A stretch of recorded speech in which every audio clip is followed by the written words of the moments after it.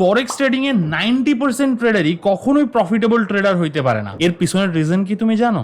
Number 1, no risk management. আমরা maximum টাইমে আমাদের যে রিস্ক টলারেন্সটা আছে ওর থেকে বেশি ট্রেড করে ফেলি। ওর ফলে কি হয়, যখনই আমাদের প্রত্যাশিত লসের থেকে বেশি লস হয়ে যায়, আমরা ওটাকে রিকভারি মোডে যে আমাদের অ্যাকাউন্টটা জিরো করে ফেলি। এজন্যই সবসময় উচিত একটা লিমিটেড লস নিয়ে মার্কেট থেকে বের হয়ে যাওয়া। বড় লস করে অ্যাকাউন্ট জিরো করার থেকে ভালো ছোট লসটা একসেপ্ট করে নেওয়া। Number 2, no consistent strategy. আপনি ইউটিউবে কারো একটা ভিডিও দেখে একটা স্ট্র্যাটেজি অ্যাডপ্ট করলেন, no problem at all, but ওইটা কনসিস্টেন্সি মেনটেন করেন না। হয়তোবা কোনো একটা স্ট্র্যাটেজি এক মাস খারাপ হইতেই পারে, পরের মাসে যায় দেখা গেল ওই স্ট্র্যাটেজিটা অনেক ভালো কাজ করতেছে, কিন্তু আপনি ওই স্ট্র্যাটেজিটা ছেড়ে দিয়ে অন্য কোনো স্ট্র্যাটেজি অ্যাডপ্ট করে ফেলছেন। এজন্যই আমাদের উচিত একটা কনসিস্টেন্ট স্ট্র্যাটেজির ভিতর থেকেই যাওয়া, কিন্তু অবশ্যই স্ট্র্যাটেজিটা কোনো একটা পাওয়ারফুল স্ট্র্যাটেজি হইতে হবে। 3 নাম্বার ওয়াজ ওভার ট্রেডিং। আমরা ট্রেডিংটাকে অ্যাজ বিজনেস দেখবো, এটাকে ওভার ট্রেড করে নিজের সাইকোলজি নষ্ট করার কিছু নেই। আপনি ডেইলি একটা প্রফিট টার্গেট এবং একটা লস টার্গেট নিয়ে মার্কেটে নামবেন। যদি কোনো একটা থ্রেশহোল্ড কমপ্লিট হয়ে যায় তাহলে ওই দিন মার্কেট থেকে বের হয়ে যেতে হবে। যদি আপনার প্রফিট টার্গেট হিট হয়ে যায়,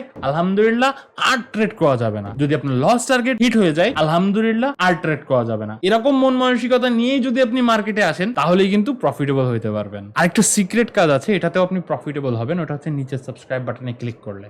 প্লিজ